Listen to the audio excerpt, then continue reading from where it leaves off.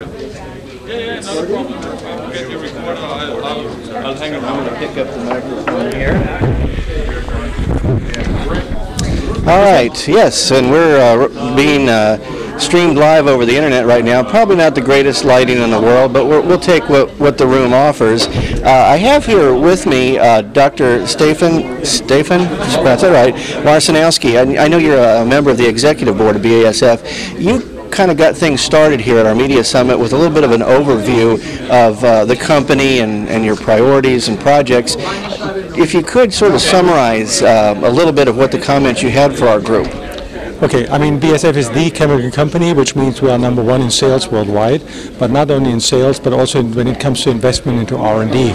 Our R&D spendings this year will be in the ballpark of 1.45 billion euros, which is the largest spending in chemical activities of all our competitors. If you subtract the investment in pharmaceuticals, which by nature are higher than for ordinary chemicals or agrochemicals.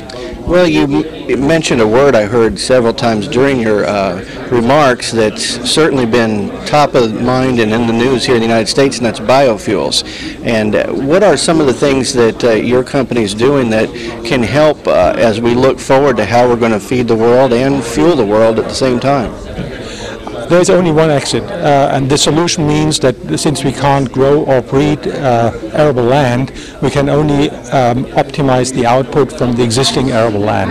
And that means our contribution is plant health, where we have introduced a new system where we can spray fungicides and increase by that the yield.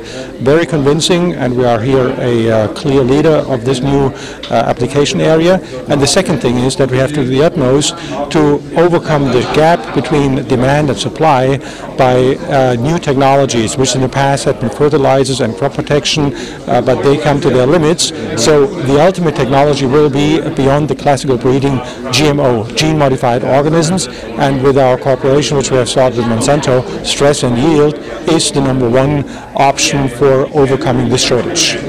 Well, and somebody asked, and I thought it was interesting, you made a comment of what are some of the things that we can all do, and that even involved in terms of conservation. And I liked your comment about one of the things that homeowners can do is make sure their homes are properly insulated.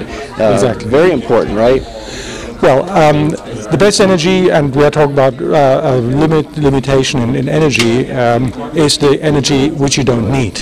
And the worst energy is the one you waste. And unfortunately, we are wasting a lot of energy in our improperly insulated homes. And this is something where we can save a lot of energy by just proper insulation, and we can provide already today's solution. We don't have to dig for new technology. I mean, we have insulation technology available, and everybody can contribute to that.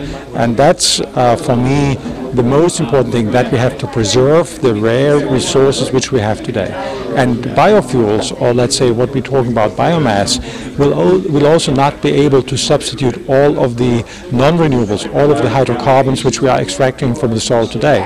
So we have to be more conservative with the consumption pattern which we have, and that only works through innovative chemistry, through innovative solutions, whether it's insulation, whether it's all-electric car, or whether it's increase of the yield which we get from the acre.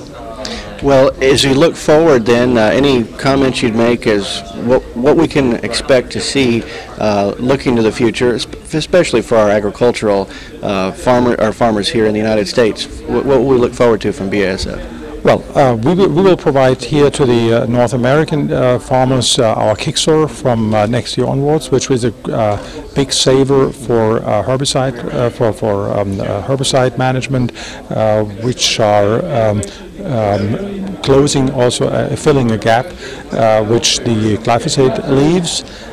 So that's one thing. The second thing is that we will come up with those GMO improved, drought resistant and yield improved corn seeds that will also create additional volume, additional value for the farmers, and that is good not only for the US, that's good for the world. Absolutely. Well, I want to thank you very much for your time here on AgWired Live TV. We're recording this to play back later on the website as well. And again, thank you to BASF for bringing us journalists in here to learn more and to meet those of you, especially who we don't get to see very often here in the United States. Thank you very much. Thank you.